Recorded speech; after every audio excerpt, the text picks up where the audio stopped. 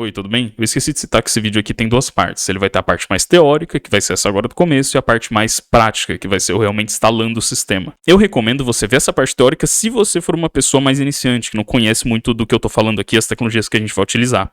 Se você já tem um pouco de familiaridade ou realmente não se importa, e não precisa ver, tá? Se não quiser, não é tão importante assim, pode pular para a parte prática que você vai ter uma experiência melhor, que eu já vou abrir a VM e instalar o sistema. E aí, pessoal, tudo bem? Esse vídeo aqui ele tem um título meio clickbait, né? Que é tipo o melhor setup para desenvolvimento de software. Mas, na verdade, esse ambiente de desenvolvimento que a gente vai mexer aqui é algo que funciona para mim e que eu acredito que talvez funcione muito bem pra você também. Nesse vídeo aqui eu vou estar seguindo essa postagem de blog aqui, que na verdade é do meu próprio blog, tá? O link vai estar aí na descrição, obviamente, mas basicamente o post inteiro fala sobre como configurar um ambiente Arch Linux para produtividade. Eu apresentei originalmente isso aqui numa oficina, tá? No IFMS, que é a instituição onde eu faço minha faculdade, mas eu não vou ler o artigo inteiro, tá? Aqui no começo, se você ainda tem dúvida de por que as pessoas que mexem com desenvolvimento de software realmente utilizam Linux, ou ainda você quer saber algum dos motivos de por que usar Arch Linux especificamente, eu vou falar nesse vídeo também, mas se você quiser um pouquinho mais aprofundado, ler mesmo os motivos, né? Porque eu vou estar falando aqui de um jeito resumido. Esse texto por si só já é um resumo, na verdade, né? Mas eu vou estar falando esse vídeo aqui de maneira mais sucinta ainda. Eu recomendo que você dê uma olhada lá. Então vamos começar. Primeiro, a dúvida mais clássica de todas, né? Por que Linux? Por que a gente utiliza esse sistema operacional? Essa talvez seja uma das dúvidas mais clássicas na área, né? Mas principalmente, cara, o mais relevante aqui são esses 3 motivos aqui que eu destaquei. Esses motivos não são só para desenvolvimento de software no sentido de tipo assim, é melhor para desenvolvimento de software. Eu também acredito que um sistema Linux vai ser mais produtivo. E, principalmente, a gente sabe que Linux é predominante nos servidores. Quando se tu trabalhou em alguma empresa de computação, especialmente com desenvolvimento web, mas qualquer forma de desenvolvimento de verdade, tudo que vai para produção geralmente fica em produção num servidor Linux. Pode ser uma distribuição Ubuntu, Debian, que tem várias, né? Tem milhares de distribuições, centenas, eu acho, na verdade. Você estaria fazendo uma boa aposta como desenvolvedor se você apostasse que seu código vai rodar num computador Linux quando ele for para produção. Então é importante você ter esse contato no dia a dia e conhecer essas ferramentas. Mas a gente está aqui não para falar de conhecimento, a gente está aqui para falar de produtividade. Então por que um sistema Linux vai ser relevante para a produtividade? Uma questão muito relevante aqui, gente, é a personalização. Eu vou tirar aqui da tela cheia, tá? Eu estou no meu sistema aqui, que é Arch Linux também. Por que eu falo de questão de personalização? Todas as teclas e todos os atalhos que eu estou utilizando nesse momento para abrir programas, para, enfim, pesquisar alguma coisa, se eu quiser ir para algum diretório, por exemplo, são todos atalhos que eu customizei, eu estou acostumado, as animações fui eu que personalizei, e essa parte de customização permite você deixar o sistema realmente apropriado à sua necessidade. E esse que é o principal ponto desse vídeo aqui, é você ter um sistema individual. Eu vou defender algumas tecnologias aqui que eu recomendo, que eu acredito que sejam melhor para atingir esse objetivo, de você ter um sistema muito individualizado para você, e que consiga manejar bem os recursos do seu hardware, né, não ficar gastando com coisa inútil, e que seja agradável de olhar. Eu acho bonito um sistema assim, por exemplo, que eu uso no dia a dia, né? E que seja bom de trabalhar, que você consiga fazer o que você precisa rápido, sem ficar procurando com os olhos, realmente saber o que você está fazendo com o seu computador. E isso implica em juntar vários programas e ferramentas que não estão disponíveis no ecossistema da Microsoft. É comum a gente encontrar várias tecnologias que funcionam como band-aids, como por exemplo o WSL. Por muito tempo eu utilizei um sistema Windows, que eu queria jogar alguns jogos, né, que não estavam disponíveis no sistema Linux, e eu utilizei o WSL para conseguir trabalhar mesmo assim, porque permitia eu ter um sistema Linux dentro do Windows. Também é uma opção legal se funcionar para você. Mas eu utilizo muitas workspaces, né, que são essas transições aqui. Às vezes eu quero ter várias janelas aqui, navegadores, terminais, um editor de código, e eu quero ficar trocando assim. E você não podia nem personalizar a animação no Windows. Então eu considero isso um fato muito relevante para a gente utilizar Linux. E a questão bem importante também é a questão das ferramentas nativas. As ferramentas que a gente utiliza no mundo do desenvolvimento em geral, no dia a dia, são geralmente nativas de Linux, ou se não são nativas, funcionam melhor com Linux. E muitas vezes quando você trabalha com Windows, você tem que recorrer a ferramentas para fazer, por exemplo, construir uma ponte entre o seu sistema Windows e a ferramenta que você está utilizando. Eu defendo muito que o Windows, no fim do dia, é mais voltado para usuários finais. E isso não é um problema. Não tem problema problema nenhum. Muitas vezes, quando eu vou instalar um sistema para uma pessoa que é próxima de mim, eu vou instalar com o sistema Windows porque eu sei que é o que aquela pessoa quer. Mas, como desenvolvedor, eu geralmente identifico que o Windows acaba sendo muito mais uma pedra no meu sapato do que qualquer outra coisa. E agora, com essa nova leva de ferramentas de IA, integrações estranhas que estão acontecendo no Windows 11, estou defendendo Linux como a opção mais viável para você desenvolver. Agora a gente já entendeu por que Linux, né? Mas por que utilizar Arch Linux? Por que eu defendo essa distribuição? Que tem várias, né? Tem vários motivos, tá? Que eu gosto mais do Arch. Mas o motivo principal que eu vou apresentar aqui, e que eu acho que é mais importante para a questão da produtividade, é o Pacman. É o gerenciador de pacotes do Arch e o modelo do Arch de ser rolling release. Para começar, a filosofia do Arch Linux, dessa distribuição, é de deixar os pacotes o mais próximo do upstream possível, sempre. O que é upstream? Upstream é basicamente o estado atual que está o pacote. Então, por exemplo, o desenvolvedor lançou uma nova alteração, essa alteração está no upstream. A maioria dos sistemas operacionais e distribuições Linux vão daí fazer o quê? Vão pegar esse programa, empacotar do jeito que eles precisam, fazer os testes e enviar para o usuário. Esse processo é demorado e muitas vezes você acaba não ficando na versão mais recente. O Arch Linux ele tenta ao máximo deixar a gente o mais próximo possível do upstream, sem quebrar dependências.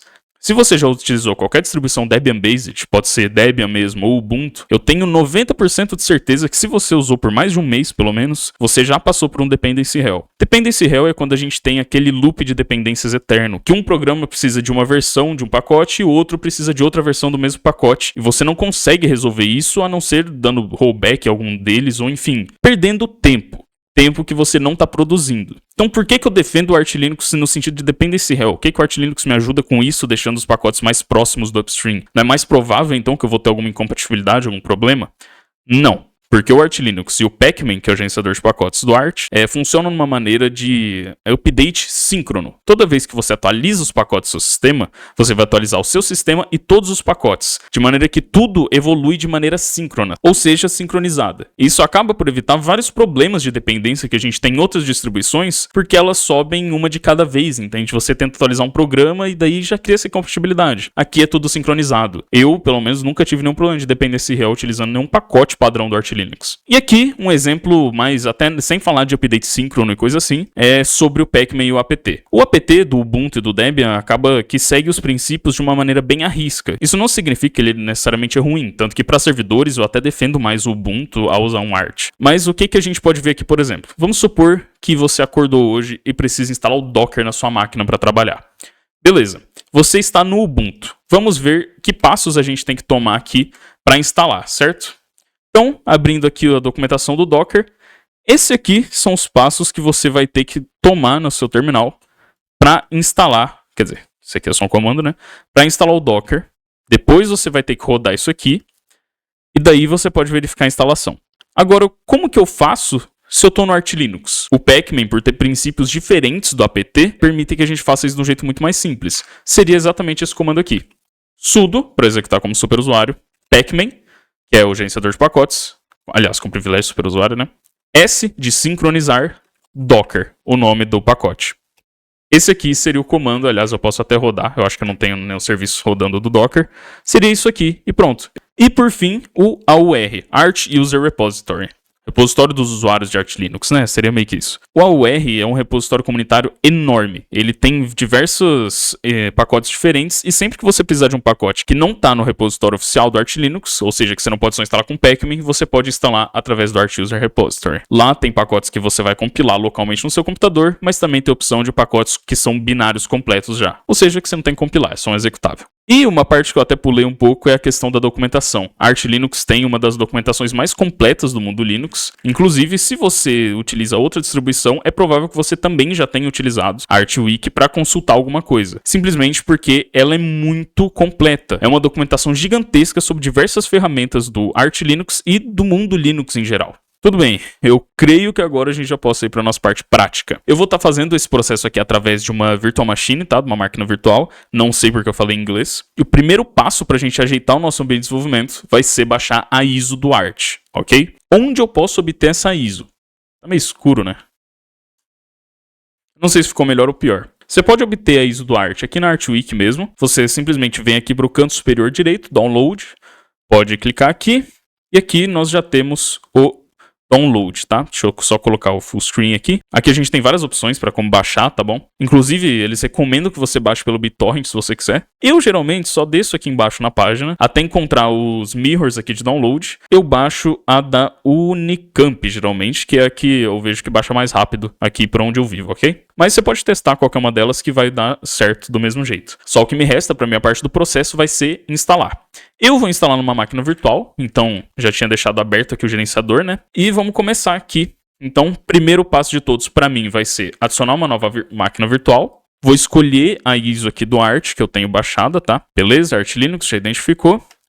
E aqui eu vou configurar minha máquina. Se você vai instalar o Arch na sua máquina real, que na verdade seria o objetivo desse vídeo, né? Eu recomendo que você utilize um software como Ventoy ou Rufus para deixar essa ISO bootável e você conseguir plugar no seu computador. Eu vou fazer a minha máquina virtual aqui, né? Eu vou configurar ela aqui com vocês, para caso tenha alguém que queira testar um sistema na máquina virtual antes de fazer o processo de verdade, né? Eu vou simplesmente colocar aqui uma quantidade de memória decente, eu vou colocar uns 2 GB de memória, tá bom? Depois eu vou configurar isso aqui direito. O disco, cara, a gente vai usar pouquíssimo espaço, tá? Eu vou colocar 30 GB aqui, por garantia, mas no final do vídeo eu vou mostrar quanto de RAM que a gente está utilizando, quanto de disco que a gente está utilizando e assim por diante. Pra frente, aqui o nome eu vou deixar Arch Linux mesmo, Network Selection já tá na rede certa. E aqui eu vou customizar antes de iniciar a instalação. Se você está fazendo para uma máquina virtual também, eu recomendo que você verifique isso aqui. É importante que o firmware seja UEFI, ok? O ambiente gráfico que a gente vai instalar precisa que seja no UEFI, ok? Aí aqui em CPU eu só vou alterar aqui a topologia. Eu vou colocar um socket apenas, no cores, 3 threads, que já vai deixar com 6 vCPUs. Aqui eu vou habilitar a memória compartilhada. Vou ativar a aceleração 3D. E o OpenGL. Por que eu preciso ativar isso aqui? Isso aqui é importante porque a gente vai utilizar um Hyperland e ele precisa da tua GPU funcionando para aceleração. E o Hyperland é um ambiente que é justamente muito performático porque ele é acelerado com GPU, certo? Então, por isso que é importante você marcar essas opções caso você vá fazer numa máquina virtual. Então, beleza. Creio que aqui já esteja bom de configuração. Eu vou começar a instalação. Begin Installation. Beleza. Aqui a gente já tem a nossa máquina em si. Vou deixar em tela cheia e eu vou bootar. Certo? Já está iniciando. No link do blog aí, pessoal, já tem um guia de instalação, tá? Tem a parte manual. Eu vou ir seguindo ele aqui mais ou menos, mas a gente não vai fazer exatamente os mesmos passos, porque isso aqui é só uma base que eu escrevi para apresentar no Instituto Federal, né? Igual eu disse. É importante citar, pessoal, que se você não tiver internet cabeada e você iniciar aqui, você vai ter que configurar a sua internet pelo IWCTL, se eu não me engano. Isso mesmo. Eu não vou precisar fazer isso aqui porque, como eu estou numa VM, é configuração cabeada, né? Mas o IWCTL tem bastante documentação, é só você dar uma olhada, eu vou deixar aí na descrição também. É bem facinho de você conseguir resolver esse problema. Supondo que você já está conectado agora, eu posso só dar um ping aqui no google.com, só para testar se eu estou realmente conectado à internet, e meu DNS está certo, está tudo correto. Então agora eu posso começar a instalação. Você pode instalar o seu Arch Linux tanto automaticamente, com o script que a gente vai utilizar, que é oficial do Arch, ou manualmente. Não é tão difícil instalar manualmente, igual as pessoas falam. O Arch tem essa reputação de ser um sistema operacional complexo por conta dessa instalação manual, mas na verdade ela não é difícil de se fazer, é só complexa. Se você quiser fazer ela e não quer ficar com o celular aí consultando, você pode digitar Installation Guide aqui no terminal, e você já vai abrir um navegador, né, que já consegue navegar pela ArchWiki inteira. Então você pode só ir descendo aqui e ver tudo que você precisar na língua que você precisar. No caso, a gente vai instalar da maneira facilitada. Primeiro passo vai ser só aumentar aqui essa fonte do nosso computador, porque está um pouquinho pequena na minha opinião. Então eu só vou dar um ls aqui nessa pasta.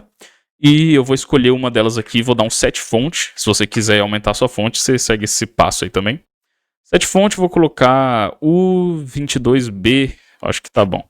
Beleza, agora já dá para ver um pouquinho melhor o que está acontecendo.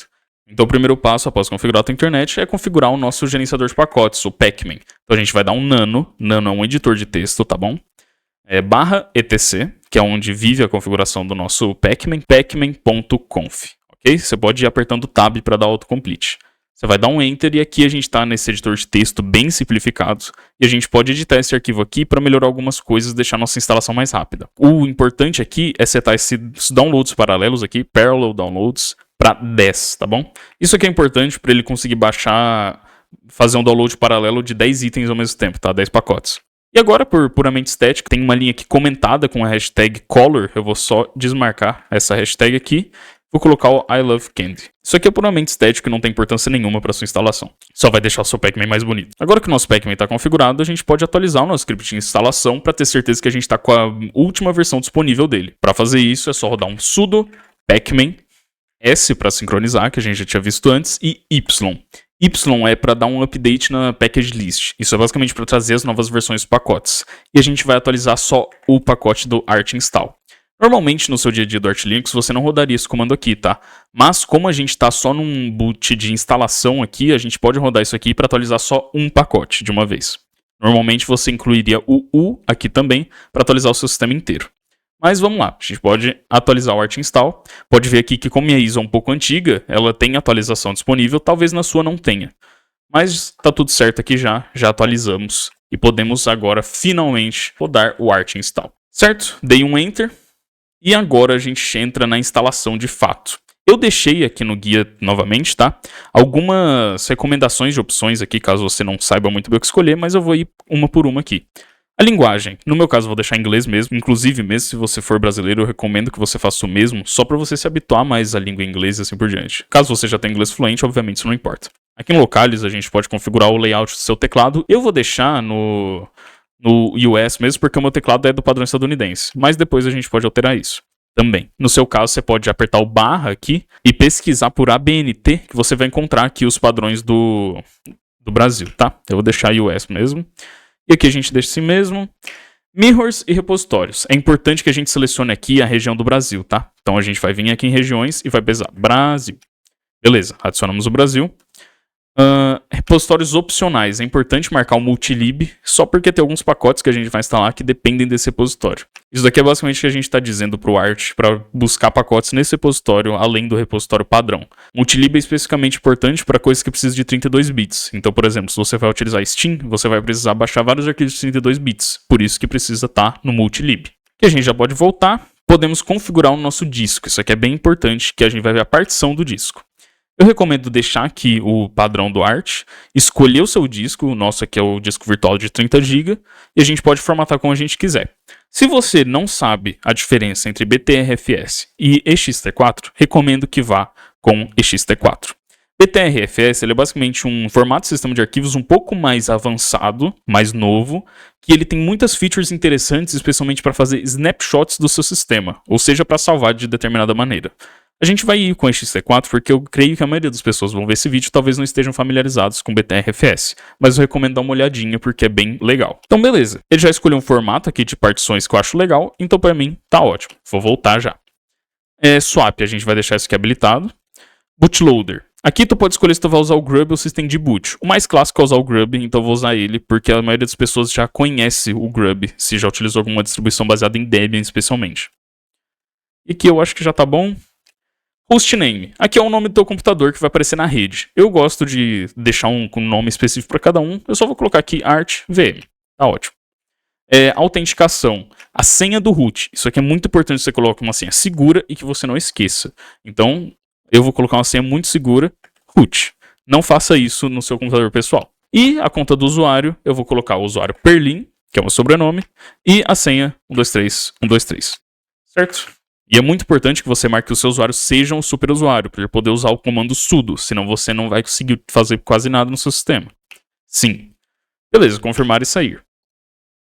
Voltar, tudo certo. Agora o perfil.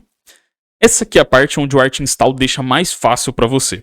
A gente pode escolher várias opções. A gente consegue, por exemplo, escolher aqui desktop, e daí eu posso escolher o GNOME, que é o padrão do Debian e do Ubuntu. Eu posso escolher aqui o KDE Plasma, eu posso escolher vários ambientes visuais que eu queira utilizar. E isso daqui vai deixar a nossa instalação bem rápida. Se você quer instalar o Hyperland já aqui, não é uma má opção, tá? Eu só não vou fazer isso por um fato que eu gostaria de fazer as coisas do zero aqui, igual eu normalmente faria num sistema de verdade. Então, no nosso caso, a gente vai vir em tipo, vai escolher mínimo e vai deixar pronto, ou seja, sem nada. Podemos voltar. Aplicações. Aqui, se você quiser configurar o seu Bluetooth, você já pode configurar aqui. No meu computador não tem, então não vou configurar. Muito menos essa VM. E aqui em áudio, você pode escolher qual dos dois, se você quer usar Pipewire ou Pulse Audio. Você tem que selecionar um aqui, senão nosso computador vai ficar sem áudio. Recomendo que utilize o Pipewire, que é mais moderno. Aqui tu pode escolher os kernels que tu quer baixar. Eu, nesse tutorial aqui, só vou deixar o Linux mesmo, mas se você quiser, você pode utilizar o Linux Hardened, o Linux LTS. O Linux LTS é basicamente um kernel de uma versão estável. Se você apertar a barra de espaço, você pode escolher vários, tá? No meu computador pessoal, eu tenho o Linux e o Linux LTS baixado, porque eu gosto de ter dois, para caso dê um problema em um, eu logo no outro. Mas aqui nessa VM eu só vou deixar um mesmo, aí fica a teu critério. Lembre-se que se você escolher mais de um kernel, você vai ter que configurar ele também, né? E a configuração da rede. Tu pode ou copiar a configuração da ISO para a configuração do computador, ou fazer a configuração manual, ou utilizar o Network Manager. Se você utiliza GNOME ou KDE Plasma, é importante você marcar Network Manager. Eu vou deixar para copiar mesmo. E aqui eu posso escolher um pacote adicional, se eu quiser, né? Ele carrega vários aqui. Na verdade, a gente não vai escolher nenhum, mas é só para mostrar aqui que se você quiser, você já pode escolher alguma coisa por aqui. Por exemplo, Git ou algo assim. Eu gosto de fazer tudo manualmente, então vou deixar aqui sem nada. Time Zone, é importante que você escolha a Time Zone de onde você mora. Vou escolher aqui, é a mesa de Campo Grande. E aqui é a sincronização de tempo. Deixa assim. E que eu posso salvar minha configuração num JSON se eu quiser, tá? Eu vou deixar assim mesmo, do jeito que tá. E vou simplesmente dar um install. E agora a gente finalmente vai instalar o nosso sistema. Vou dar um yes, ele vai iniciar as modificações aqui, ele dá esse tempinho para caso você se arrependa e queira cancelar o processo. Mas aqui a gente já vai ter o nosso sistema instalado. Isso aqui, claro, é um sistema operacional inteiro sendo instalado, então vai demorar um pouco. Se você está gostando desse vídeo até agora, dá um like aí. Ok, o meu finalizou aqui. E agora ele me dá a opção. Eu posso sair da Art Install, que ele simplesmente vai deixar eu ainda funcionando no pendrive. Eu posso rebotar o meu sistema, que é o que eu vou fazer, que é só reiniciar o sistema. Nesse caso, você vai apertar esse botão aqui e vai tirar o seu pendrive. No meu caso, como eu estou numa VM e eu nem conectei um pendrive virtual, ele simplesmente já vai me levar para o sistema. E a última opção de todas é dar um chroot na instalação para tu configurar alguma coisa. Eu vou só rebotar direto. Então, lembre-se, você vai agora tirar o seu pendrive. No meu caso, estou numa VM, né? Então, ele rebootou. Já temos aqui o Grub, tá? As pessoas estão familiares com ele. E a gente já pode logar aqui no nosso sistema. Vou dar um Enter. E já estamos entrando. Ok, aqui ele já pediu login. Eu posso logar tanto como root, quanto com o meu usuário. Eu vou logar aqui com o Perlin, 123.123. E aqui estamos, certo? Depois de você instalar um sistema operacional Linux, o primeiro passo é você atualizar tudo que tem na sua máquina. Recomendo que o seu primeiro comando, então, seja sudo pacman-s YYUU. Ele basicamente está fazendo um update completo no sistema e forçando a verificar se tem pacotes novos. É basicamente essa a teoria desse comando aqui. A gente dá um Enter, ele vai dar um discursinho aí só porque é a primeira vez que a gente está utilizando sudo. Você vai colocar a sua senha do seu usuário e vamos dar um Enter. E pronto, já atualizou, ele viu que não tem nada a ser feito. Tudo certo, agora a gente pode começar. O primeiro pacote que a gente vai instalar é o Hyperland em si, vai ser o nosso ambiente visual, o Kit, que vai ser o nosso emulador de terminal, já explico mais sobre isso quando a gente estiver no ambiente em si, e o Nano, que é o nosso editor de texto que a gente utilizou antes. Vou instalar tudo isso aqui, Enter, beleza, finalizou. Também vou instalar aqui um pacote chamado Notofonts, que é um pacote de fontes que é utilizado em vários lugares do sistema, só para a gente ter certeza de ter pelo menos alguns caracteres. Ok? E agora eu posso iniciar o Hyperland, vamos ver se vai dar algum problema ou se vai deixar iniciar direto. Funcionou, conseguimos entrar corretamente no Hyperland. Aqui a gente já tem um ambiente visual. Se você apertar Super, que é o botão Windows, tá? Super e botão Windows é a mesma coisa. E você vai ter o seu primeiro terminal. Isso aqui é o Kit que a gente instalou, é o pacote Kit, tá? E se eu apertar Super Q de novo, eu vou ter outro, e aqui outro, e eu posso mover o meu cursor. Se você segurar Super e arrastar, segurando não o terminal, você vai levar ele para outro lugar. Se você segurar o botão direito, você vai dar um resize nele, ok? E aqui pode ver que a gente já tem várias coisas funcionando e o Hyperland já está permitindo que a gente faça várias operações. Se eu segurar Super e apertar 2, eu vou ir para outra workspace. Se eu apertar 1, eu vou voltar para essa. Todos esses atalhos são configuráveis. No meu computador pessoal também é Hyperland, só que está totalmente mudado para o jeito que eu gostaria de usar. Então, por enquanto, a gente vai sair do Hyperland, porque essa resolução aqui está bem errada e talvez a sua esteja aí também. Então eu vou dar um Super M para sair do Hyperland, sair dele, posso dar um Ctrl L para limpar o terminal, e agora eu vou editar o arquivo de configuração. Eu vou dar um nano.config/hyper/hyperland.conf. Aqui tem um arquivo gigante de configuração do Hyperland. Primeira coisa, a gente vai remover essa linha auto-generated, eu vou apertar um Alt Delete para remover ela, só para tirar aquele aviso lá de cima, e aqui eu vou ir lá na parte de monitores. Aliás, tá aqui, eu ia dar um Ctrl F. E eu vou setar aqui a configuração do meu monitor, né? Só para ele ficar com a resolução certa já. Normalmente ele detecta bem, mas como eu tô numa VM, ele às vezes tem um problema. Vou tirar aqui Preferred e vou colocar a resolução, que é 1920 por 1080. E aqui eu vou tirar do alto, vou colocar 00 e o último 1. Isso aqui é o tamanho do monitor, a posição do monitor e a escala do monitor, tá? Então isso aqui deixaria ele no jeito normal que todo mundo conhece. Agora eu vou salvar o arquivo com Ctrl O e vou dar um Enter. Agora eu posso dar um Ctrl X para sair. E finalmente rodar o meu Hyperland de novo. Agora a nossa tela já está do tamanho certo, né? Posso apertar Super Q e agora a gente já vê o terminal bem mais bonito, né? Bem mais interessante, ok? Aliás, é Super C para fechar as janelas, tá? Já que a gente também quer deixar esse sistema agradável, né? A gente vai dar um Kitten Themes, que é basicamente para a gente ver os temas que tem por padrão no Kitten. E eu vou escolher para essa instalação aqui o tema do Cat Putin Mocha, que é bem utilizado com desenvolvedores, tá? Eu gosto bastante dele também, mas normalmente eu utilizo o Macchiato. Certo? Agora eu vou apertar M para modificar a configuração do terminal. E agora toda vez que eu abrir um terminal, ele já vai estar com esse tema, certo? Agora, se você quiser, você já pode até dar um sudo pacman s fastfetch, digitar a senha do seu usuário e digitar fastfetch para você postar nas suas redes sociais que você tem uma instalação Arch Linux, certo? Retomando agora do futuro, a gente tem que instalar algumas coisas para deixar esse computador aqui realmente com cara de sistema operacional, né? São algumas delas que são escolhas padrão do Hyperland, mas a primeira de todas vai ser um gerenciador de arquivos, porque a gente não tem nenhum explorador de arquivos aqui. E vai ser o Nemo. Então a gente vai dar um sudo pacman s nemo para instalar esse pacote. Digitar nossa senha. Aqui pode ver que ele tem bastante dependência, mas é porque como ele é um gerenciador de arquivos, ele tem muitas funções, certo? Então isso é meio que esperado. Aqui percebam o fato da produtividade que eu estava falando antes, que é a questão da personalização. Eu posso instalar uma peça de cada lugar e ir montando o meu sistema com esses componentes. Esse Nemo aqui, ele é um gerenciador de arquivos específico, e eu simplesmente escolhi ele. Eu poderia pegar o do GNOME, de outros ambientes visuais, mas eu prefiro esse Nemo, então vou utilizar ele. Sempre que a gente pegar algum pacote e quiser utilizar, lançar, a gente vai ter que vir aqui no terminal e digitar o nome do pacote. Então, nesse caso, Nemo. A partir do momento que eu dou Enter, ele já abre aqui e pode ver que ele é um file manager bem legal. Inclusive, é o que eu uso mesmo. É interessante a gente trocar isso aqui para Dark Mode. Logo, logo a gente vai fazer isso, tá? Não só pela questão da visão mesmo, mas também porque é a preferência da maior parte das pessoas, né? Logo, logo a gente já vai ver sobre isso. Por enquanto, vamos deixar ele assim. Do Super C para fechar ele. E aqui a gente vê um problema. Pô, se eu quero abrir isso aqui, eu tenho que vir no terminal e digitar. A gente tem duas soluções para isso. Uma é baixar esse pacote aqui, que a gente vai baixar de qualquer jeito, chamado Wolf. Wolf é um application launcher, tá? Que vai permitir que a gente consiga pesquisar numa lista. Então a gente vai fazer download dele. Sim, beleza? Ele é bem leve mesmo. A gente pode fechar esse terminal, apertar Super P.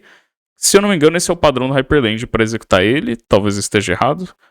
Aparentemente não é isso. Deve ser Super R, então.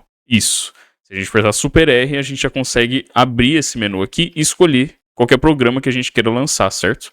Então eu posso vir aqui, digitar Nemo, dar um Enter, e eu simplesmente abro o Nemo. Contudo, tem alguns programas que eu uso bastante no meu fluxo do dia a dia e eu gostaria que tivesse um lugar melhor para eu acessar, né? Eu não queria sempre ter que ficar apertando, vir aqui nesse lançador e pesquisar um nome. O Nemo, por exemplo, que é um File Manager, é algo que eu uso bastante. Então, como que a gente personaliza isso? Eu vou abrir aqui a configuração do Hyperland. Eu vou dar um nano, igual a gente já fez antes. Config, Hyperland. E aqui eu posso alterar essas configurações, certo? Então, se eu quiser chegar aqui... Inclusive, é importante eu ressaltar que tudo que você quiser alterar no Hyperland, você pode alterar e já testar em tempo real. Por exemplo, se eu quiser alterar essas abas que tem em volta aqui, o tamanho dessas arestas. Posso vir aqui, diminuir isso, salvar o arquivo com Ctrl O, dou um Enter, percebam que instantaneamente ele já reflete, certo? Inclusive eu vou manter essa configuração aqui, porque eu prefiro, eu vou baixar isso aqui para 2, se eu não me engano. Deixa eu ver. Se eu abrir outros terminais aqui. Fica mais interessante assim, na minha humilde opinião. Então eu vou deixar assim mesmo. O relevante disso é que eu posso vir aqui, por exemplo, pode ver que temos algumas variáveis de ambiente. O nosso terminal é o kit, que a gente instalou mesmo. Se tu quisesse, por exemplo, que tu apertasse outro atalho para aparecer o terminal, você simplesmente precisaria vir aqui, precisar bind, que é onde estão as keybinds, né? a gente encontraria essa lista. E aqui a gente pode ver que se a gente apertar main mod, que é igual a super, mais que, ele executa o terminal. E a variável do terminal a gente já viu que é o nosso kit, né? Então, se a gente vir aqui e quiser alterar alguma coisa, a gente pode alterar aqui. Eu gosto mais de super T para acionar o terminal, então vou colocar isso. Esse aqui eu gosto de manter. Esse aqui pode ficar um ESC, se eu não me engano é assim. Não lembro se é escape ou ESC. Executar o File Manager, eu acho que fica bom no E. Mas por que não estava funcionando então? Se eu apertar Super E agora, ele não consegue abrir o meu Nemo, né? Que é o meu File Manager. Porque eu não setei essa variável de ambiente aqui para ser igual ao Nemo, certo? Se eu der um Ctrl F aqui, pode ver que ele está igual ao Dolphin, que é um outro File Manager que as pessoas usam. Vou trocar aqui para Nemo, posso salvar, vou apertar Super E e ele já vai abrir o Nemo, certo? E aqui está o Wolf, pode ver que ele já veio pré-configurado aqui, porque é a escolha padrão do criador do Hyperland, por isso que a gente não teve que configurar um atalho especificamente para ele. Mas se você quisesse trocar de menu, justamente seria dessa mesma maneira. Eu posso pesquisar aqui, ele está aqui. Eu vou trocar isso aqui para P, porque eu acho melhor. Isso aqui eu vou trocar para R, eu gosto de inverter esses dois. Escape, certo, beleza. E aqui a gente pode ver o controle de workspaces também. A gente pode apertar aqui, por exemplo, eu estou segurando super, 1, 2, 3. Então toda vez que eu aperto isso aqui, eu vou para uma outra workspace. Vai até a workspace 10, certo? Se eu quiser mover alguma coisa de workspace em workspace, então, por exemplo, vou criar um terminal novo. Estou na workspace 2, estou na workspace 1. Quero levar esse terminal para o workspace 2. Super, shift 2, ele traz para cá. Isso aqui eu acho interessante, tá? Posso voltar ela aqui. Se eu segurar super e simplesmente mover minha seta, esse aqui é o método de navegação que eu uso mais pessoalmente também na minha máquina, tá? E vai simplesmente permitir que a gente pule de janela em janela sem mexer no mouse. Isso é muito útil. Isso também funciona para vários monitores, tá? Então eu vou salvar. E agora, vamos ver o que está faltando. A gente também precisa de um browser, né, de internet. Então vamos instalar. Eu vou deixar essa workspace aqui aberta, com o arquivo de configuração, aliás, para ficar mais fácil.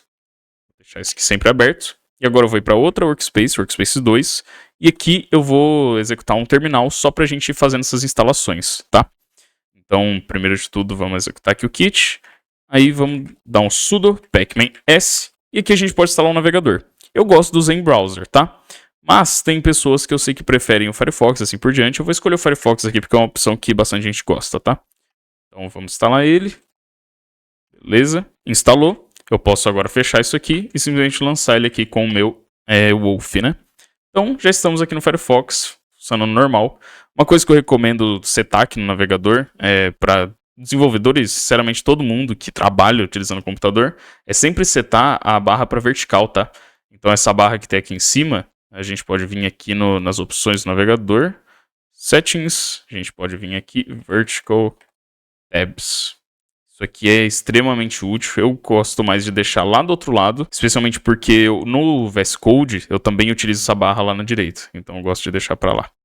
Beleza. Certo, então agora a gente tem um navegador que a gente consegue utilizar. Posso pesquisar aqui. Também é importante para a produtividade em geral você aprender a utilizar os atalhos de teclado, tá?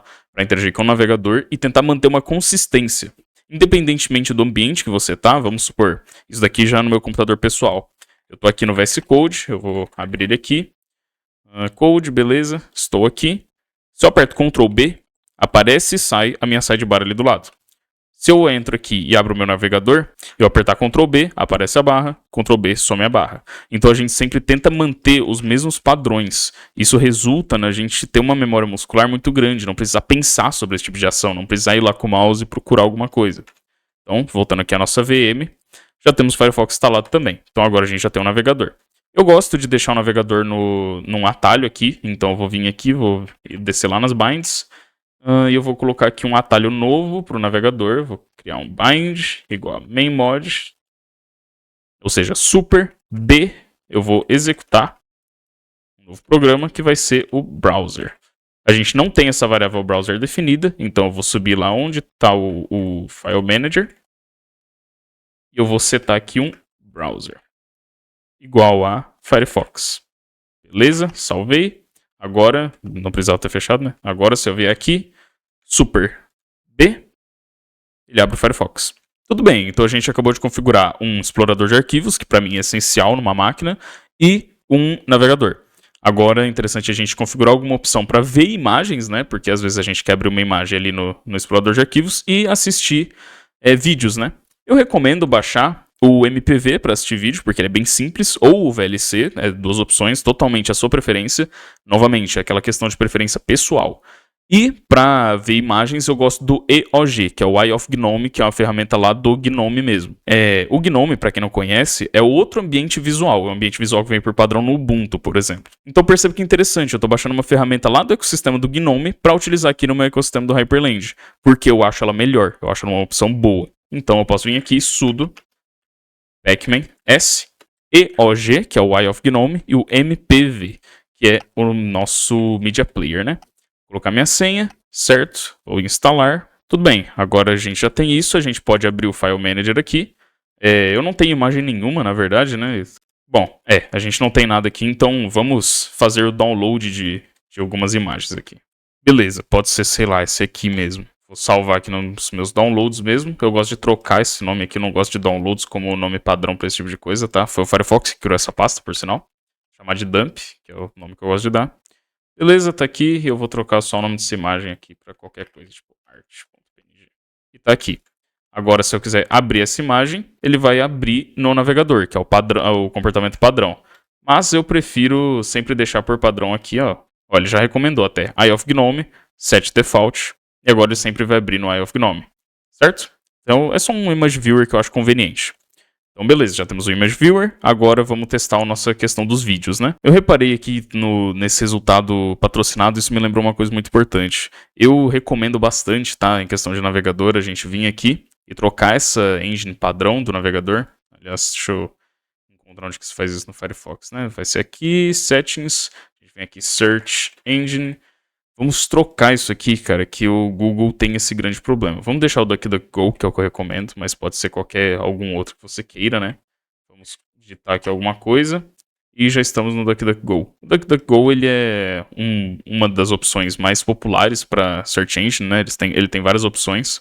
Se você não está acostumado com o DuckDuckGo e quer utilizar o Google de vez em quando, eu recomendo que você pesquise sempre no DuckDuckGo. Tá com dificuldade de achar ou acha que o Google vai ser melhor para algum resultado específico, que às vezes você até quer ver um resultado patrocinado, né?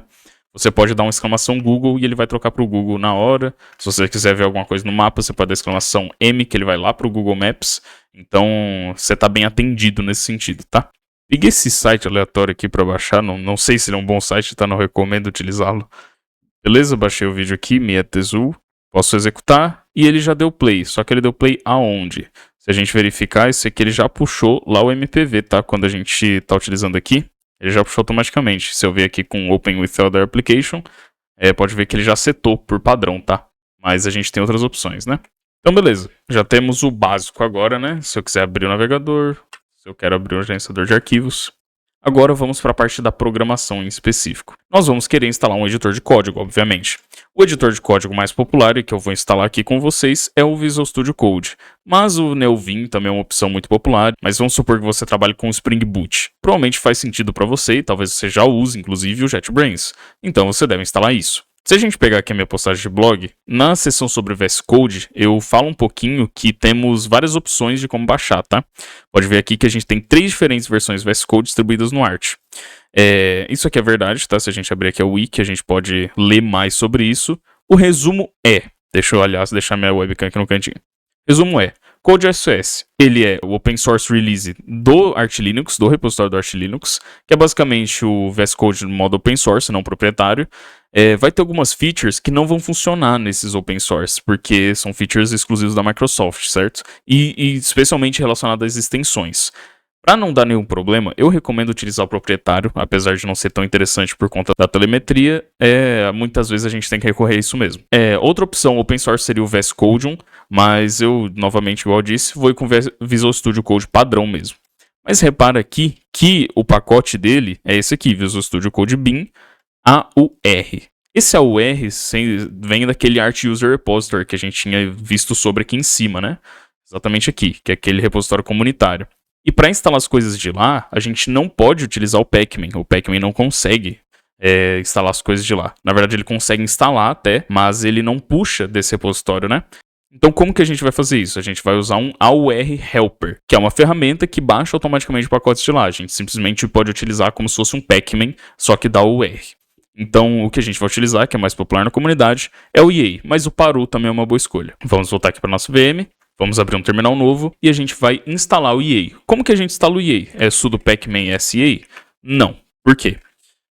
Ele também não existe nos repositórios padrão do Arch Linux, ele também está no AUR. Mas como que a gente vai instalar ele se ele está no próprio repositório que a gente precisa dele para instalar as coisas? Através do Git. Então vamos instalar o Git, a gente vai dar um sudo pacman s git, a gente vai rodar um git clone para clonar um repositório remoto, tá? De onde que vai vir esse repositório remoto? Da aur.archlinux.org/ea.git, que é o repositório do EA. A gente pode fazer esse clone aqui, entrar na pasta do EA. É interessante a gente verificar se a gente já tem instalado a BaseDevel, que é um pacote que contém várias dependências que a gente vai utilizar aqui para instalar esse pacote, né? É normalmente o Pacman que lida com essas dependências para nós, mas como a gente vai instalar manualmente, a gente precisa lidar nós mesmos. A gente já tem essas dependências, então tudo certo. Posso colocar um não aqui. A gente sabe que a gente já tem, porque ele deu um warning falando que a gente já possui, já está atualizado. Ele tá avisando que está reinstalando se a gente quisesse, né? Então eu só recusei, já que a gente já tem. Eu posso rodar aqui make package -si. Se eu der um enter aqui, ele vai começar a construir o pacote do EA, certo? E daí a gente já vai conseguir utilizar ele assim que esse processo aqui finalizar. Certo? Aqui coloque sua senha. Podemos dar um enter e o EA está pronto. A gente pode dar um EA --help para verificar aqui que ele foi instalado com sucesso. Vamos voltar. Vamos apagar essa pasta aqui do EA, que era uma pasta temporária, né, só para a gente instalar, certo? Agora a gente consegue instalar o que a gente quiser lá do AUR. Só para mostrar para vocês, o pacote é Visual Studio Code Bin, então eu vou rodar primeiro com o Pacman aqui, sudo pacman s Visual Studio Code Bin. Pode ver que não vai encontrar, então a gente vai rodar com o EA. Efetivamente, todos os comandos de Pacman funcionam para o EA, inclusive para instalar as coisas que são os repositórios oficiais do Arch Linux. Então, se você realmente quiser, você não precisa mais utilizar o Pacman, tá? Você pode fazer todo o seu sistema, todo o seu trabalho pelo EA. O EA a gente roda sem sudo, tá? E que ele vai ficar pedindo permissão no meio. A gente pode rodar isso aqui, no confirm, para a gente não ter que ficar dando pequenas confirmações. No confirm, podemos rodar. Beleza, pode ver que ele não pediu confirmação em nada. E daí ele já está instalando tudo que a gente precisa pro VS Code. Eu finalizou a instalação, posso simplesmente rodar code que ele já vai abrir. Certo? Então aqui a gente já tem o VS Code pronto para a gente trabalhar, ok? Ele já puxou a configuração aqui que eu tinha testado antes na VM, mas basicamente a minha configuração aqui no VS Code eu não vou entrar muito aprofundado, né? Até porque não cabe nesse vídeo. Mas, basicamente, eu só joguei essa barra aqui pro lado e tirei um pouco das coisas que ele deixa na nossa tela aqui, né? O VS Code adora lotar a nossa tela de coisas e o objetivo aqui é reduzir o número de distrações. Então, isso aqui já tá beleza. Agora, a gente tem um editor de código, a gente pode até voltar aqui, né, na nossa primeira workspace. A gente pode sair e começar a manter isso aqui aberto com o VS Code, né? Já para facilitar a nossa vida. Então, um editor de código um pouquinho melhor, né? E agora que a gente já tem as nossas ferramentas básicas instaladas, está na hora da gente começar a configurar isso aqui. O nosso terminal em específico está utilizando o Bash, ele está bem simplificado. Tem algumas ferramentas que eu gostaria de instalar aqui para vocês e mostrar como que eu utilizo. E para isso a gente precisa instalar uma shell diferente. A gente vai utilizar um pacote chamado Z-Shell. É uma shell muito poderosa, é uma alternativa muito forte ao Bash. Não tem problema nenhum de você ficar no Bash. Contudo, o Z-Shell oferece alguns pacotes, alguns plugins que a gente consegue utilizar muito bem no dia a dia. Particularmente os que eu tenho no meu computador pessoal são esses aqui. Por exemplo, eu posso entrar aqui, vamos supor que eu estou procurando uma pasta específica config de um projeto que eu fiz. Eu posso dar um src config, eu consigo encontrar todas as pastas que eu quero aqui. Aí eu já sei em que branch que eu tô, eu sei onde que eu tô, o usuário que eu tô e assim por diante. Eu posso determinar aqui, rodar um comando e depois eu quero rodar esse comando de novo, que é o que a gente faz muito, né? Eu posso simplesmente digitar e autocompletar, certo? Então vamos instalar aqui o Z-Shell, que é o primeiro passo. Ele tá no Pacman mesmo, então a gente pode só dar esse sudo pacman s Z-Shell, se eu não me engano ele tá aqui, tá? Então beleza. Agora a gente vai trocar a nossa shell do Bash para ele. Como que a gente faz isso? Se a gente rodar um comando which bash, a gente pode ver que esse aqui é a localização do bash, e a gente pode rodar um comando with zshell para saber onde que o zshell vive. Então a gente vai utilizar o comando change shell s para /user bin zshell. E agora a nossa shell desse usuário vai sempre ser o zshell. A gente pode digitar nossa senha para concluir esse processo. E a nossa shell mudou. Não vai funcionar agora, se eu não me engano. Se eu abrir o terminal ainda vai estar no bash. Deixa eu só fazer esse teste, né? Sim, ainda está no bash. Por quê? Porque a gente precisa deslogar para efetivar essas mudanças. Então eu vou fechar o Hyperland aqui. Aí a gente pode dar um exit para sair da nossa conta. Aí aqui ele está pedindo nosso login, né? Eu vou digitar perlin, a senha. Isso daqui é só um prompt do zshell para perguntar se a gente quer assistência. No caso a gente não quer. Então a gente vai iniciar o nosso Hyperland aqui de novo. E agora, quando a gente abrir terminais aqui no nosso Hyperland, ele já vai vir com o zshell, tá? Pode ver por esse prompt diferente aqui do bash. A primeira configuração que a gente vai fazer é trocar esse prompt aqui, deixar ele um pouquinho mais agradável. Isso aqui tem várias opções para fazer isso, tá? Igual de tudo que a gente está fazendo aqui, sempre tem várias opções. Então vamos baixar aqui o prompt do Starship. É um prompt bem fácil de configurar, é mais por isso que eu estou baixando ele, tá? Então, a partir do momento que a gente baixar ele, a gente pode abrir a nossa configuração do zshell. A nossa configuração do zshell vive nesse arquivo zshell.rc, aqui na nossa home, tá? Se eu der um ls aqui na home, pode ver que tem vários arquivos e o principal é esse aqui, certo? Então eu vou abrir ele pra gente alterar. Pode ver que ele só tem um comentário aqui para não ficar aparecendo aquele prompt. Eu vou deletar esse comentário e a gente vai adicionar o seguinte comando. A gente vai digitar aqui eval, duas aspas, Starship init zshell, certo? É isso aqui. Para rodar isso aqui, a gente dá um exec zshell de novo. E pode ver que a gente já tem um prompt aqui apropriado, tá? Se você quiser saber mais sobre Starship ou ver outras opções de prompt, a gente pode abrir o Firefox aqui, tá? Simplesmente pesquisar starship.rs, que é o nome do nosso programa aqui de prompt, né? Pode ver que ele tem até exemplificação. Eu vou exemplificar aqui rapidinho, só clonando o repositório com vocês do GitHub. Vou clonar aqui um repositório meu, tá? .com/khperlin, que é o meu user. Eu vou dar um clone no repositório art, que eu fiz para essa aula aqui e para a oficina que eu apresentei. Se eu abrir aqui o repositório, pode ver que ele está falando que eu tô art on main. Então ele está me falando em que branch que eu tô. Se eu fizer alguma alteração, algum arquivo, tipo abrir aqui o readme e alterar alguma coisa, ele vai avisar que tem alguma alteração que eu fiz. E eu posso ver no git status que alteração que foi essa, entende? Se eu alterar outro arquivo, por exemplo. Deixa eu pegar aqui, a gente tem o wallpapers aqui. Se eu entrar aqui no wallpapers e deletar algum wallpaper desses aqui, pode ser qualquer um, pode ser esse aqui. Pode ver que ele avisa que a gente fez uma alteração e uma deleção. E foi exatamente isso que a gente fez. É bem completo isso aqui. Se a gente adicionar, ele vai avisar como que tá também. Se a gente der um git commit aqui nessas alterações, pode ser qualquer mensagem, né? Só para mostrar. A gente vai ter que configurar a identidade do git. Vamos aproveitar e já fazer isso aqui agora. Prontinho. Agora eu posso rodar aquele commit de novo e tudo certo. Aí ele vai avisar que a gente tem algo para enviar para o remote, né? Justamente porque a gente tem um commit. Então, acho que isso aqui dá um resumo bom. Se tivesse alguma tecnologia rodando aqui, por exemplo, se eu clonar um repositório que tem alguma tecnologia, entrar aqui, isso aqui é outro repositório só de teste, ele mostra até que tecnologia que é, e eu posso customizar isso aqui para mostrar a versão da tecnologia, várias opções mesmo. Tem várias configurações em tudo que eu estou mostrando aqui, mas lembre-se que o ponto inteiro é configurar e instalar para deixar do jeito que a gente quer, individualmente para cada um, certo? Cada um de nós tem uma preferência de como as coisas devem ou não funcionar. Agora que a gente já tem um prompt, a gente pode instalar os plugins, então sudo pacman s zshell auto suggestions e zshell syntax highlighting. Qual que é o objetivo de cada um dos plugins? O Auto Suggestions é basicamente para sempre que tu digitar um comando. Ele até mostra quanto tempo levou, tá? Cada comando. O ponto do Auto Suggestion é toda vez que você digita um comando, ele vai sugerir esse comando que está no teu histórico para você depois, para você não ter que ficar redigitando, mesmo se for tipo há 5 comandos atrás. Ou você ficar fazendo isso aqui, né, de apertar a seta para cima que muita gente faz. E o outro, que é o Syntax Highlighting, ele simplesmente vai fazer isso aqui, ó. Se eu abrir um terminal aqui na minha máquina, e eu digitar um EC, assim, ele tá vermelho porque ele não reconheceu esse comando. Se eu colocar o O, ele reconhece e fica verde. É só isso. Então, instalado esses plugins, eles vão viver aqui no user, share, zshell, plugins, se eu não me engano, né? Isso. E daí dentro de cada um deles vai ter um arquivo com o mesmo nome dele, só que .zshell. Isso mesmo.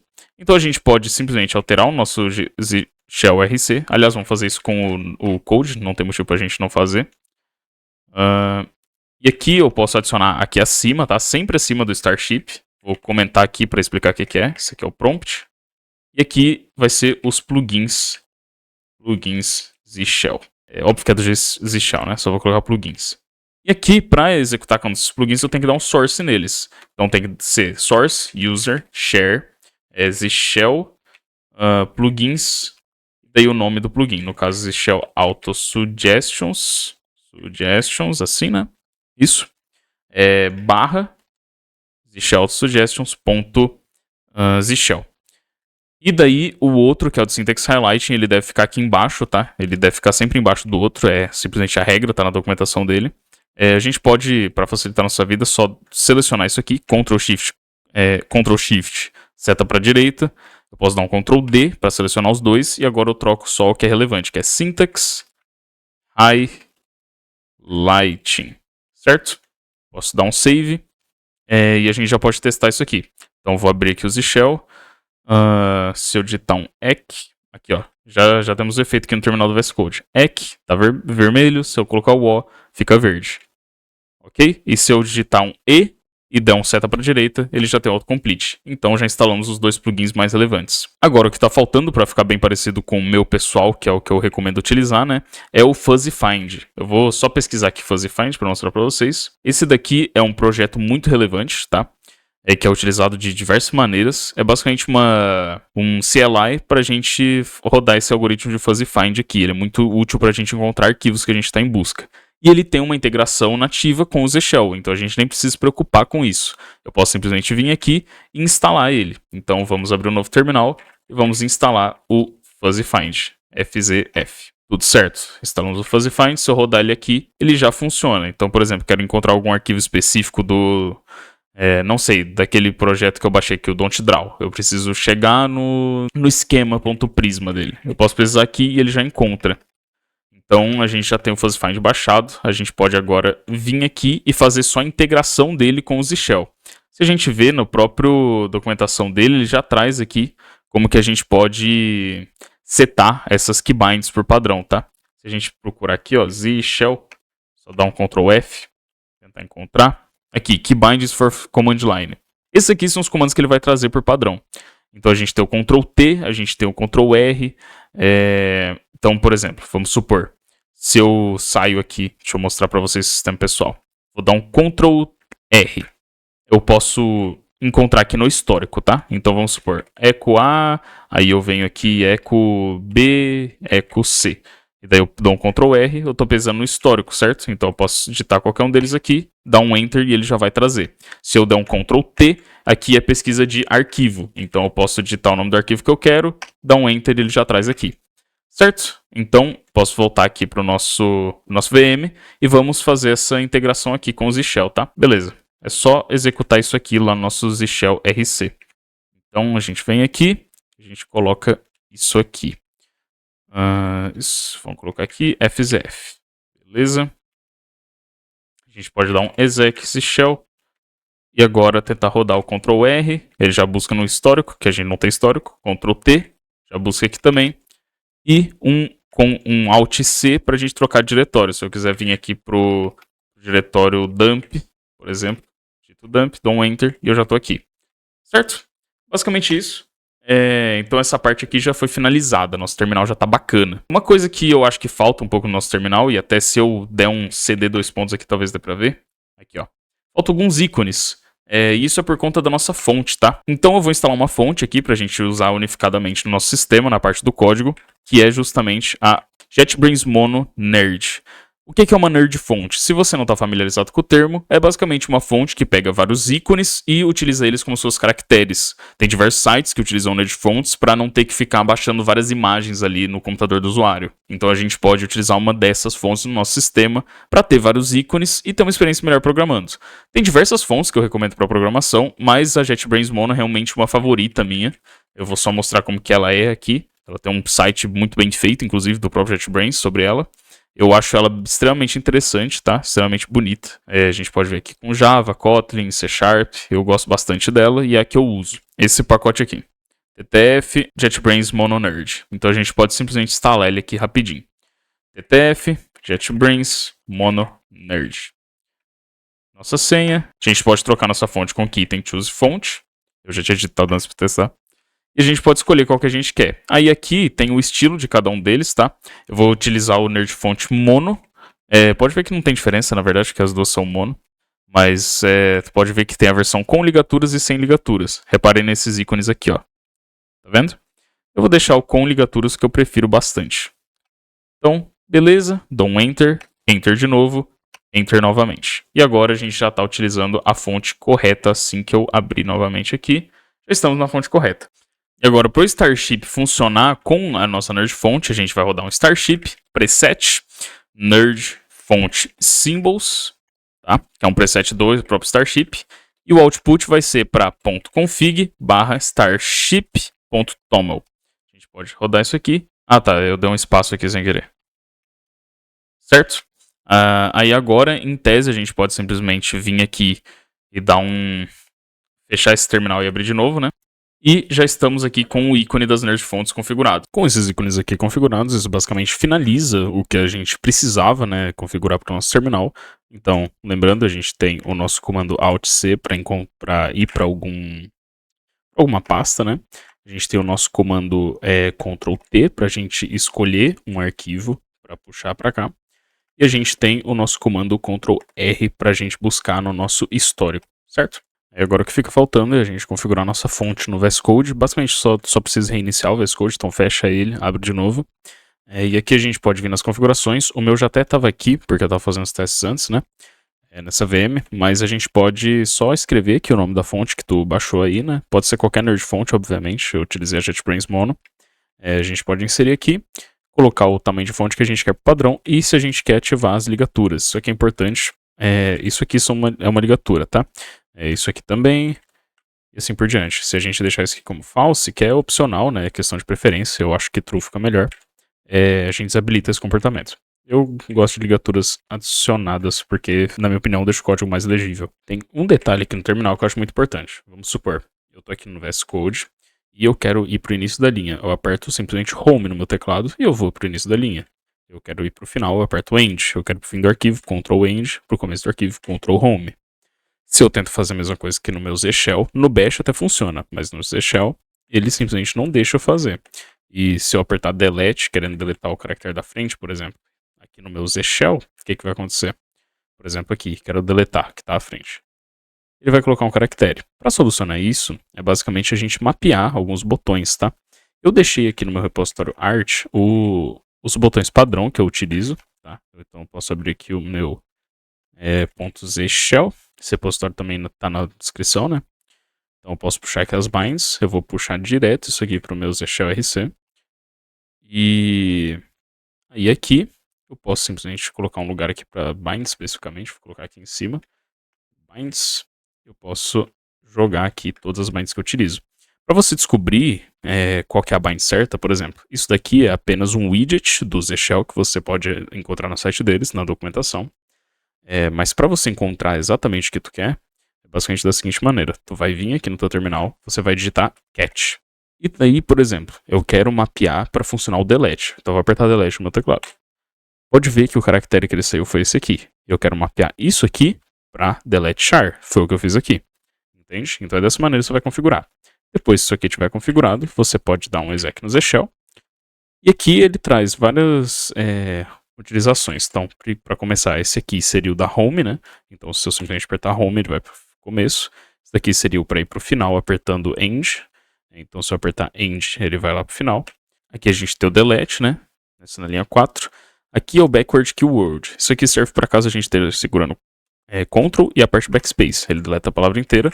Se a gente estiver no começo e der um Ctrl delete, ele vai deletar a palavra inteira também. E o backward word e o forward word é o que a gente consegue movimentar segurando Ctrl e indo para frente e para trás assim. E daí a gente mantém o mesmo comportamento tanto no VS Code quanto aqui no nosso terminal. Igual eu disse, a questão de manter comportamento similar, né? Certo, agora a gente realmente finalizou o terminal. Agora o próximo passo que seria interessante a gente fazer aqui, a gente tem ainda, né, pendente, arrumar o nosso background, né, o nosso wallpaper, instalar a nossa barra de status, seria o Waybar, e colocar o Dark Mode para funcionar.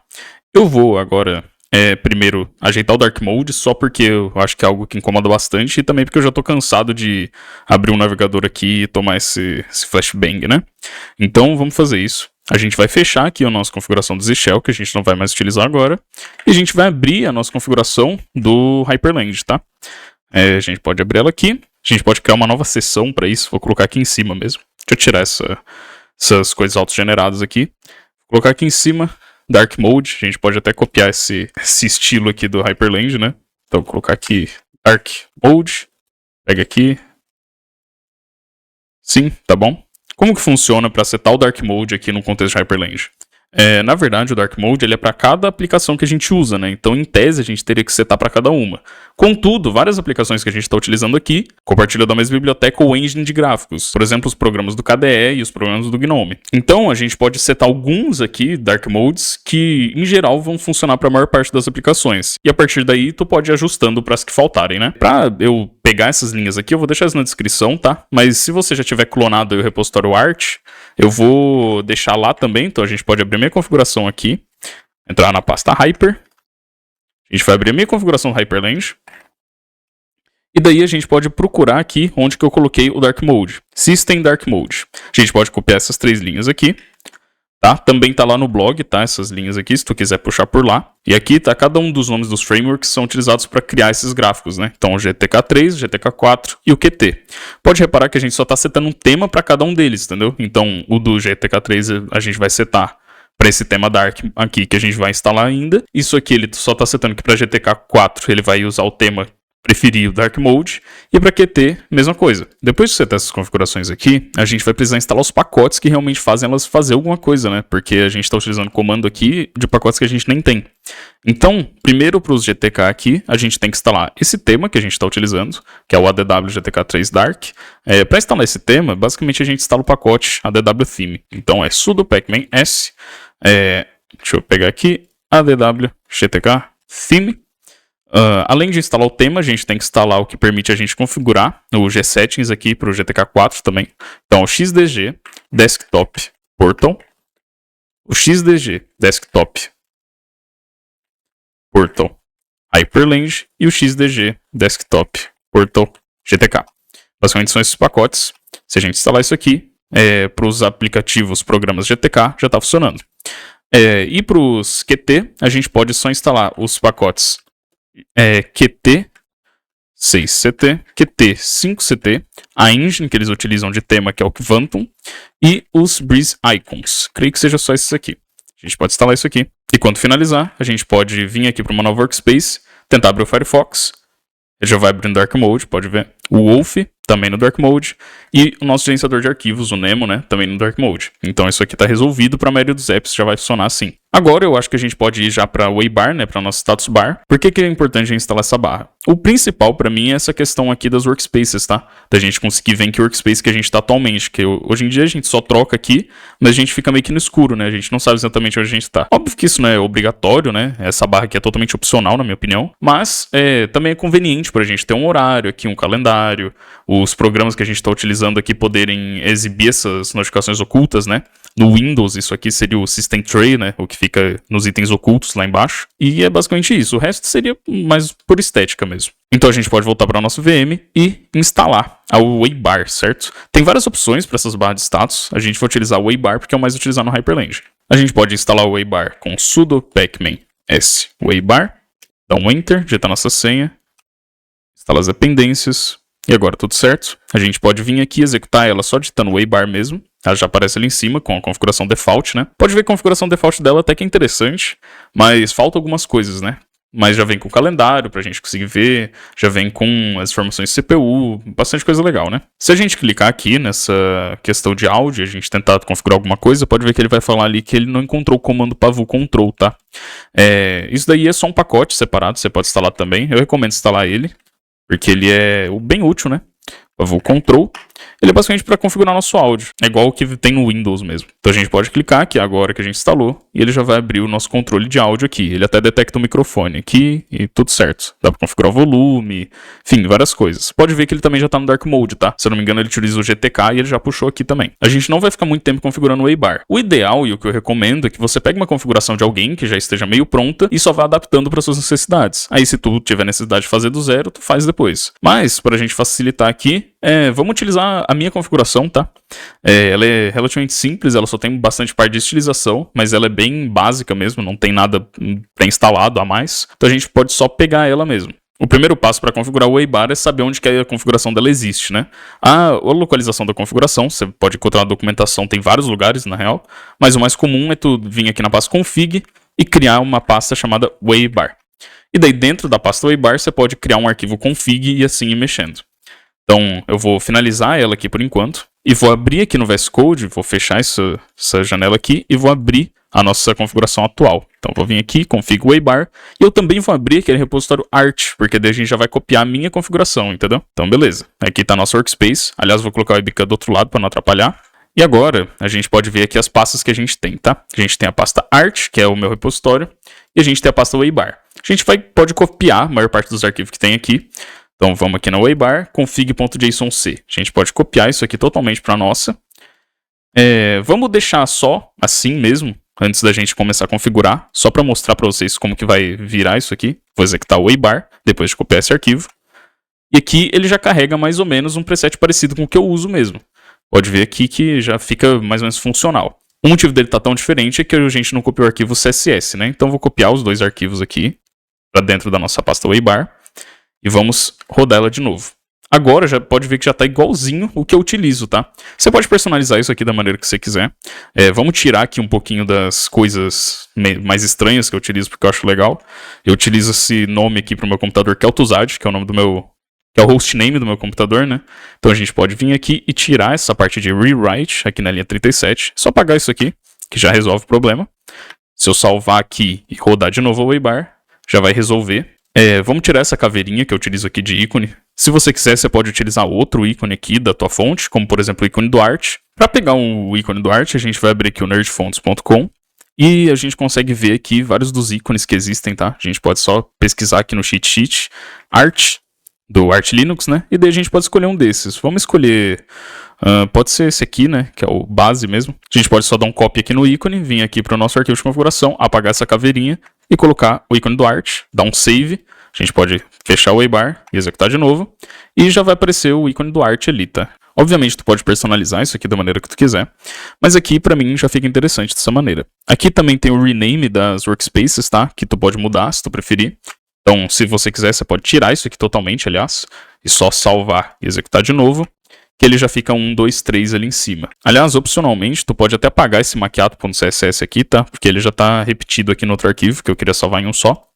Já estamos utilizando a JetBrains MonoNerd, e eu acho que aqui tá de boa. Tu pode editar como tu quiser esse arquivo CSS aqui, para ficar melhor habituado ao teu sistema, né? E se você quiser mudar esse tema para algum outro do Catputin, por exemplo, esse aqui eu utilizo o maquiato, né? Tu pode só trocar essas variáveis aqui de cor e trocar as cores que são utilizadas aqui embaixo. Ok? Agora a gente já tem a Waybar configurada, a gente pode passar pro wallpaper, né? Porque o Hyperland ele vem com esses wallpapers aí que eu particularmente não gosto muito.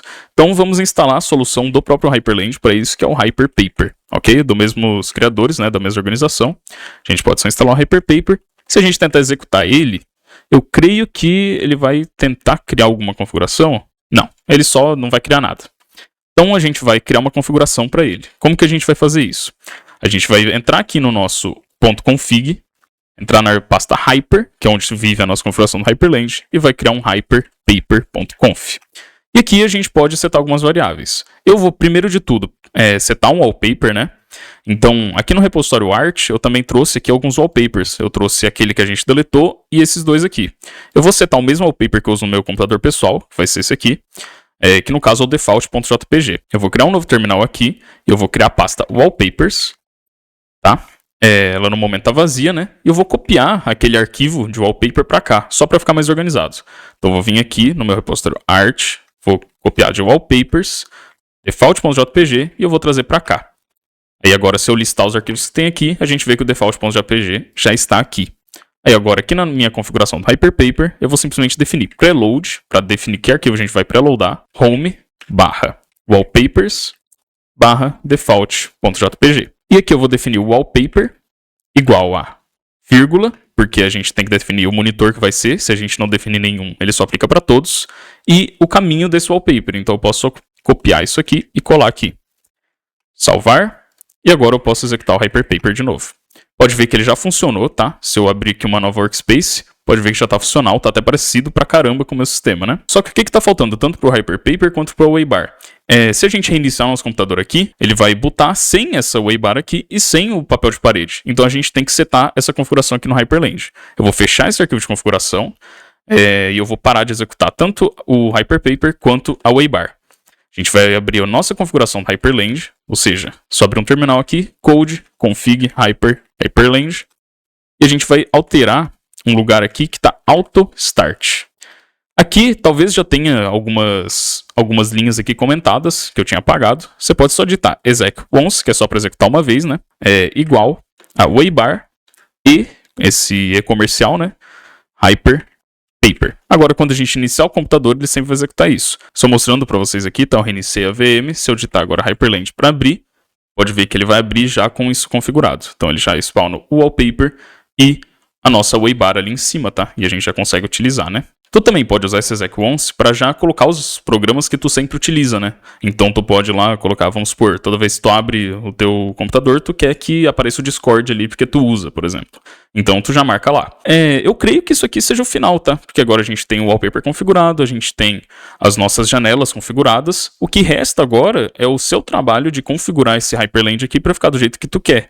Eu particularmente recomendo você configurar de uma maneira que você consiga mover os terminais de um jeito mais fácil, né? Ou seja, utilizando só o teclado e ir configurando essas keybinds para algo que fique apropriado para você. Para mim, isso aqui já está ótimo e operacional, né? Eu já poderia trabalhar aqui tranquilamente. Então, antes de finalizar, eu só vou mostrar aqui como que está a utilização, né? Se eu der um DFH para a gente conseguir ver quanto de espaço está ocupando, o sistema inteiro com tudo instalado está ocupando 7.6 GB, tá? Do nosso drive de 30 GB, então é bem leve mesmo. E se a gente conseguir ver aqui a utilização de RAM, eu vou puxar, por exemplo, deixa eu ver, eu tô com o navegador aberto, eu vou abrir aqui o editor de código, com alguma coisa rodando. Vamos abrir algumas abas a mais nesse navegador, que ele não possa dar deload. E a gente pode abrir aqui e executar um free H também, para conseguir ver quanto de memória a gente está usando. A gente tem um total de 2 GB, com o navegador aberto a gente está utilizando 1.2. Se eu fechar o navegador, trouxer aqui de novo só com o editor de código, a gente está utilizando 700 MB, beleza? Megabits, né? Muito obrigado caso você tenha acompanhado esse vídeo aqui. Se ficar com alguma dúvida sobre a configuração, por favor, deixem nos comentários que eu vou responder. Eu vou tentar atualizar o blog para ficar o mais atualizado possível e mais parecido possível com o fluxo que a gente seguiu aqui, né? Mas tudo que vocês precisarem, se eu esquecer de falar alguma coisa, esqueci de colocar alguma coisa na descrição, pode avisar aí também que eu já trago. E muito obrigado por assistir esse vídeo até aqui, beleza?